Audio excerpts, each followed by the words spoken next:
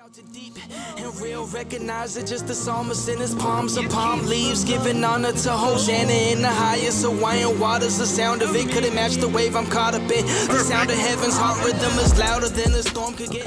So it's been a little while, but real quick before everybody wakes up, I'm gonna try to get it in. We on day number 21, and we're going over Genesis 37-38 and Matthew chapter 15. God bless you guys. Good morning. Let's go ahead and get right into it. I gotta be a little quiet because everybody's asleep. Genesis chapter 37. Now Jacob lived in the land where his father had sojourned, in the land of Canaan. These are the generations of Jacob. Joseph, when he was 17 years of age, was pasturing the flock with his brothers while he was still a youth, along with the sons of Bilhah and the sons of Zilpah, his father's wives. And Joseph brought back an evil report about them to their father. Now Israel loved Joseph more than all his sons, because he was the son of his old age, and he made him a varicolored tunic, or a multicolored tunic, or coat, a multicolored coat. And his brothers saw that their father loved him more than all his brothers, and so they hated him and could not speak to him in peace. So they was dealing with a whole lot of rejection. Then Joseph had a dream, and he told his brothers, so they hated him even more. He said to them, "Please listen to this dream which I have had. Indeed, behold, we were binding sheaves in the field, and behold, my sheaf rose up and also stood upright, and behold, your sheaves gathered around and bowed down to my sheaf." Then his brother said to him, "Are you really going to reign over us, or are you really going to rule over us?" So they hated him even more for his dreams, and for his words. Then he had still another dream, and recounted it to his brothers, and said, "Behold, I have had still another dream, and behold, the sun and the moon and 11 stars were bowing down to me." And he recounted it to his father and his brothers, and his father rebuked him, and said to him, "What is this dream that you have had? Still I and your mother and your brothers really come to bow ourselves down before you to the ground?" And his brothers were jealous of him, but his father kept the saying in mind. That's verse 11. The interesting thing, for real, what's up, everybody? God bless you guys. Thank you for joining. Thank you for hopping on. The interesting thing about this is when he's young, he's 17, so he's young, right? He's an adolescent, and when he's telling them this dream, he's just thinking of the matter of fact of it, right? Just, y'all are gonna bow down to me, like I'm finna be so great, and y'all finna be so low, like, you know what I mean? Like, it's not really giving a good impression. But, you know, we see in the life of Christ that the greatest among you shall serve. And Jesus said, the Gentiles rule over one another, but it shall not be the same with you. So the greatest among you shall serve. And what in the end, what happens is with Joseph's greatness, right? What he actually ends up doing is he serves the entire land. He saves the land. He serves them with his gifts and his expertise, and he ends up saving people, including his brothers. They end up coming, or in this, dream, bowing. They end up coming to him in order for them to basically be preserved. But this is him serving them. It's not him ruling over them with like an iron fist or being greater, you know what I mean?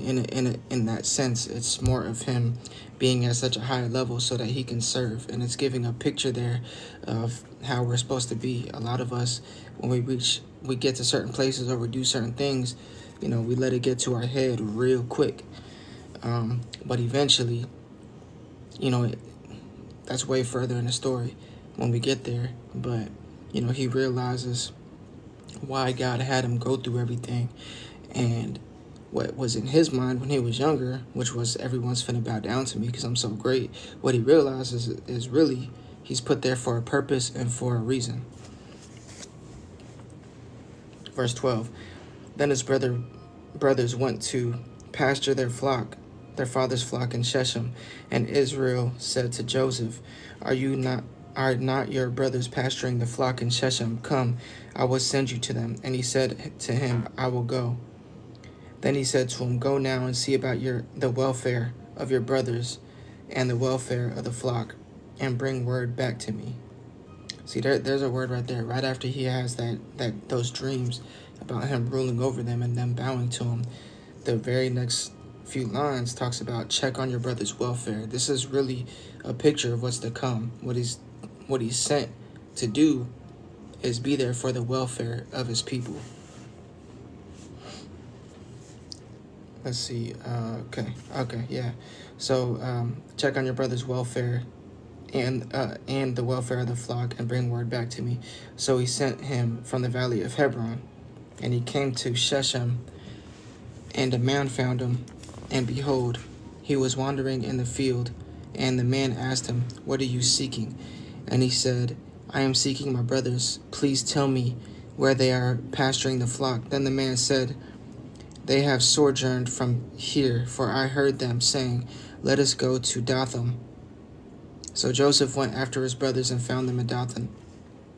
And they saw him from a distance, and before he came close to them, they plotted against him to put him to death.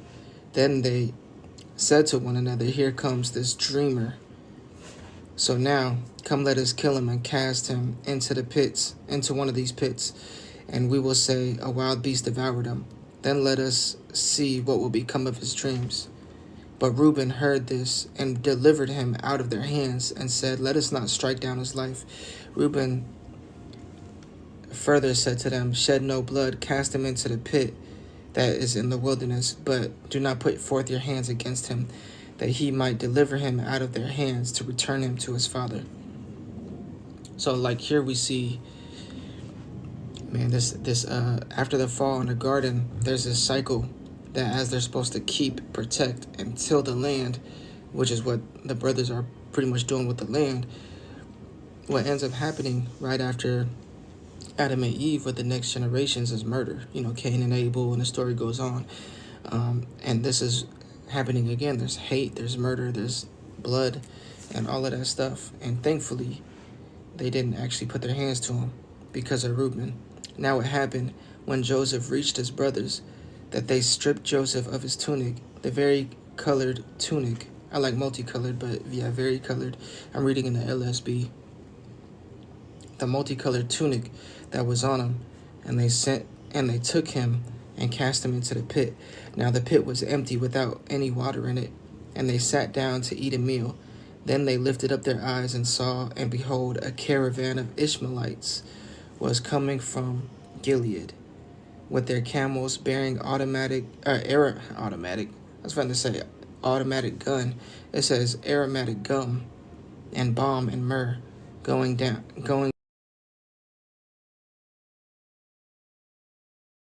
bring his. And Judah said to his brothers, What gain is it that we kill our brother and cover up his blood?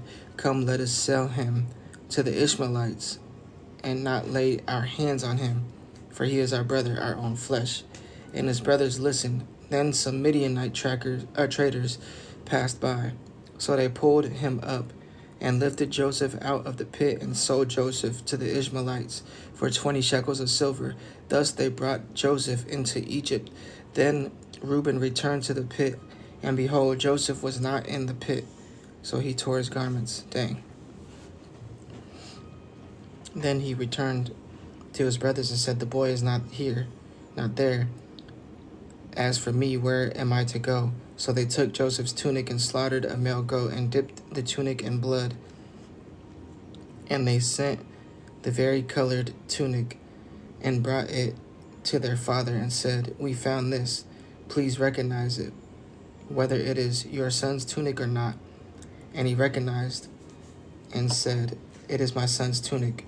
A wild beast has devoured him. Joseph has surely been torn to pieces. So Jacob tore his clothes and put on sackcloth on his loins and mourned for his son many days. Then all his sons and all his daughters arose to comfort him, But he refused to be comforted, and he said, "Surely I will go down to Sheol in mourning for my son." So his father wept for him, meaning like he's not finna stop mourning. He's going to be mourning until the day of his death. Meanwhile, the Midianites sold him in Egypt to Potiphar, Pharaoh's officer, the captain of the bodyguard. And that's chapter 37. And we're going to go into 38, and then we're going to step into the New Testament for Matthew chapter 15. All right, let's do it. Genesis chapter 38. Now it happened at that time that Judah went down from his brothers and turned aside to a certain Adullamite whose name was Hira. And Judah saw there a daughter of a certain Canaanite whose name was Shua. And he took her and went into her. So she conceived and bore a son, and he named him Then she conceived again and bore a son and named him Onan. And she bore still another son, and she named him Shelah. And it was at Chezib that she bore him. Then Judah took a wife for his firstborn, and her name was Tamar. But Judah's firstborn, was evil in the sight of Yahweh. Dang. So Yahweh put him to death. Then Judah said to Onan, "Go in to your brother's wife and perform your duty as a brother-in-law to her, and raise up a seed for your brother." And Onan knew that the seed would not be his, and it happened that when he went into his brother's wife, he wasted it on the ground in order to not give seed to his brother. But what he did was displeasing in the sight of Yahweh, so he put him to death also. Then Judah said to his daughter-in-law, "Live as a widow in your father's house until my son Shelah grows up." For he thought, "I am afraid lest he also die like his brothers." So Tamar went and lived in her father's house. And after a considerable time, Shua's daughter, the wife of Judah, died. Then Judah was comforted, and he went up to his sheep shearers at Timnah, he and his friend Hira the Adullamite. Then it was told to Tamar, "Behold, your father-in-law is going up to Timnah to shear his sheep." So she removed her widow's garments from herself and covered herself with a veil and wrapped herself. And she sat at the entrance of Enaim, which is on the road to Timnah, for she saw that Shelah had grown up, and she had not been given to him as a wife. Then Judah saw her, and he thought she was a harlot, for she had covered her face. So he turned aside to her by the road. "Here now, let me come into you," for he did not know that she was his daughter-in-law. And she said, "What will you give me that you may come into me?" He said, "Therefore, I will send you a young goat from the flock." She said, "Moreover, will you give me a pledge until you send it?" Then he said, "What pledge shall I give you?" And she said, "Your signet and your cord and your staff that is in your hand." So he gave them to her and went into her, and she conceived by him. Then she arose and went, and she removed her veil from herself and put on her widow's garments. Then Judah sent a young goat by his friend the Adullamite to take the pledge from the woman's hand, but he did not find her. So he asked the men of her place, saying, "Where is the 𝐂𝐡 prostitute who was by the road at Enaim?" But they said, "There has been no 𝐂𝐡 prostitute here." So he returned to Judah and said, "I did not find her, and furthermore, the men of this place said, 'There is no 𝐂𝐡 prostitute here.'" Then Judah said, "Let her keep them, lest we become a laughingstock. Behold, I sent this young goat, but you did not find her." Now it happened about 3 months later that it was told to Judah, saying, "Your daughter-in-law Tamar has played the harlot, and behold, she is with child by harlotry." Then Judah said, "Bring her out and let her be burned." It was while she was being, look at that. He went out and went to go see a prostitute, but she was gonna be she was gonna get in trouble and be burned for it. See, this is a lot of cultural stuff here. It was, unless he just did that all in secret, which is, I guess, is why he said, "Lest we become a laughing stock." I'm just thinking like it was okay for him to do something, but not her. It was while she was being brought out of that, she sent to her father-in-law, saying, "I am with child by the man to whom these things belong." And she said, "Please recognize this and see whose signet ring and cords and staff are these." So basically, man, she was smart. He wasn't doing her right. She had been waiting years. She had been waiting a long time, because culturally, she was supposed to basically get what belonged to her, but Judah wasn't taking care of her like he was supposed to, and things weren't going her way. So she was like, "I'm taking it into my own hands." If you think about it, this is how certain other people had been too, having to take things in their own hands. Jacob was like that. He took matters into his own hands to get what belonged to him. And and then also when Jacob went to his father-in-law's house to work for the sister that he fell in love with first, he was done wrong. He went like 7 years. He ended up getting the older sister, and then he had to go like another 7 years. So it's like you got this situation where the father-in-laws are not doing right by their kids. Ain't that interesting? So anyways, let's see. And Judah recognized them and said, "She is more righteous than I." At least he recognized it. He couldn't deny it. So yeah, Judah recognized him, said, "She is more righteous than I, inasmuch as I did not give her to my son Shelah, and he did not know her again. Now what happened at that time, she was giving birth." Okay, so I guess that's good. He did not know her again, meaning he didn't touch her again. He stayed away from her after that time. Now what happened at that time, she was giving birth, that behold, there were twins in her womb. Okay, just like Jacob and Esau, twins. And it happened while she was giving birth, one put out a hand, and the midwife took and tied a scarlet thread on his hand, saying, "This one came out first." And then it happened, as he drew back his hand, that behold, his brother came out. So she said, "What a breach you have made for yourself." So he was named Perez.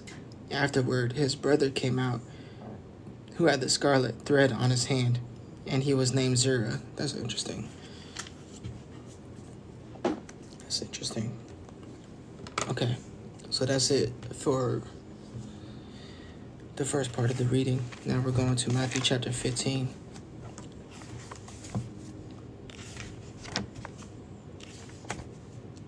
Oh, shoot. What am I doing? All right, flip back to it that time. All right, here we go.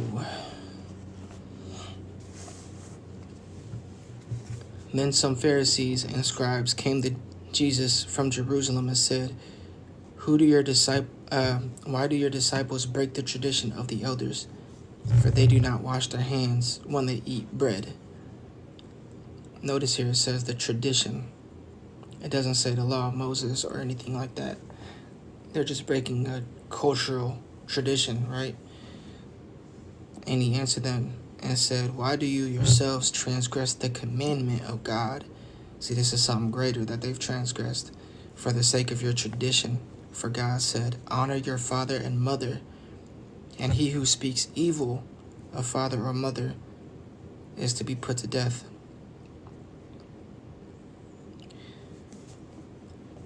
But you say, whoever says to his father or mother, whatever you might benefit from me is given to God, he need not honor his father, and by this you have invalidated the word of God. For the sake of your tradition, they have placed their tradition, their cultural tradition, above the commandment of God. So they're making an idol of their own tradition. They're idolizing it. So as much as they think they're keeping the law, they're actually breaking it with idolatry. How often do we idolize our own rules and our own stuff for the sake of being religious? Let's see. You hypocrites, rightly did Isaiah prophesy of you. This people honors me with their lips, but their heart is far away from me. But in vain do they worship me, teaching as doctrines the commands of men. After Jesus called the crowd to him, he said to them, hear and understand. It is not what enters the mouth that defiles the man, but what proceeds out of the mouth, this defiles the man. So our words are important. Then the disciples came to him and said, do you know that the Pharisees were offended when they heard this statement? But he answered and said, every plant which my heavenly Father did not plant shall be uprooted. Man, every plant that my Father did not plant shall be uprooted. There are people in position that were planted not by the Father, but planted by the enemy. It's like the parable that Jesus said that there was a sower in a field, and then his enemy came and sowed tares. Looks just like wheat. Looks like the same thing as they're coming up, but it's stealing the nutrients from the true wheat, the true harvest. It's stealing nutrients from it. And if you pluck them too early, you're going to accidentally pluck up the wheat as well. And thank God that Jesus said that none can pluck these out of my Father's hand. So yeah, test the spirits. Don't be deceived, because some people are not planted by the Father. They're deceivers. Let them alone. They are blind guides of the blind. And if a blind man guides a blind man, both will fall into the pit. Now Peter answered and said to them, explain the parable to us. And Jesus said, are you still lacking in understanding also? Do you not understand that everything that goes into the mouth passes into the stomach and goes into the sewer? But the things that proceed out of the mouth, from the heart, and those defile the man. For out of the heart come evil thoughts, murders, adulteries, sexual immoralities, thefts, false witness, slanders. These are the things which defile the man. But to eat with unwashed hands does not defile the man. Of course, he's speaking that obviously there's a physical, hygienic, like natural place that we're supposed to live in that realm. But there's something greater, which is the spiritual. God made us in his image. God spoke things into existence. And I'm not talking about name and claim it, but we're made in his image. That means there's power in the tongue. There's power in our words. The Bible says, let no corrupt communication proceed out of your mouth. So we got to be watchful with what we, and before this, he says, they honor me with their lips, but their heart is far from me.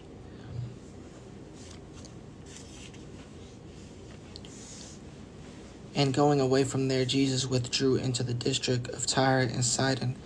And behold, a Canaanite woman from the region came out and began to cry out, saying, have mercy on me, O Lord, Son of David. My daughter is cruelly demon-possessed. But he did not answer her a word. And his disciples came and were pleading with him, saying, send her away, because she keeps shouting at us. But he answered and said, I was not sent except to the lost sheep of the house of Israel. But she came and was bowing down before him, saying, Lord, help me. And he answered and said, it is not good to take the children's bread and throw it to the dogs. So Jesus' ministry at that time was solely focused on the house of Israel. It was solely focused on the people, right? And it wasn't yet spread to the nations. Of course, towards the end, he said, make disciples of all nations. But at this time, his earthly ministry was focused on the house of Israel. But she said, yes, Lord, but even the dogs feed on the crumbs which fall from their master's table. Then Jesus answered and said to her, O woman, your faith is great. It shall be done for you as you wish. And her daughter was healed at once. So like the cool thing here is, like, not only did she have a good response, but, you know, Jesus said, it's for those that knock, those that seek, that shall find. It's not like you take a few steps and you give up at the first sign of discouragement. You know, what would have happened if the first thing he said to her, if she first heard him say, I wasn't sent except for to the house of Israel, the lost sheep of the house of Israel, and she, out of discouragement, just shut down. A lot of us have the tendency to just shut down. But what would happen if she didn't press? And she pressed, and it takes faith to press. Like the woman with the issue of blood, she pressed, and that is faith. It takes faith to do that. And he said, O woman, your faith is great. It shall be done for you as you wish. And her daughter was healed at once. And departing from there, Jesus went along by the Sea of Galilee, and having gone up to the mountain, he was sitting there, and large crowds came to him, bringing with them those who were lame, crippled, blind, mute, and many others. And they laid them down at his feet, and he healed them. So the crowd marveled as they saw the mute speaking, and the crippled restored, and the lame walking, and the blind seeing, and they glorified the God of Israel. And Jesus called his disciples to him and said, I feel compassion for the crowd, because they have remained with me now 3 days, and have nothing to eat. Dang, that's dedication. Like, we can't even go 2 hours half the time in church before being ready to go. They went 3 days in the field, traveling, you know what I'm saying, outside, and do not want to send them away hungry, lest they faint on the way. And the disciples said to him, where would we get so many loaves in this desolate place? Because they were in the wilderness, to satisfy such a large crowd. And Jesus said to them, how many loaves do you have? And they said, 7, and a few small fish. And he directed the crowd to sit down on the ground, and he took the 7 loaves and the fish, and giving thanks, he broke them and kept giving them to the disciples. And the disciples gave them to the crowds, and they all ate and were satisfied. And they picked up what was left over of the broken pieces, 7 large baskets full, and those who ate were 4,000 men, besides women and children. And sending away the crowds, Jesus got into the boat and came to the region of Magadan. And that is the end of chapter 15. And I really enjoyed that. Awesome. Well, God bless you guys. I'm so glad I got to get into the Word. And tune in tomorrow, because I am going to do this again. God bless you guys. I love y'all. Blessings, peace, and shalom.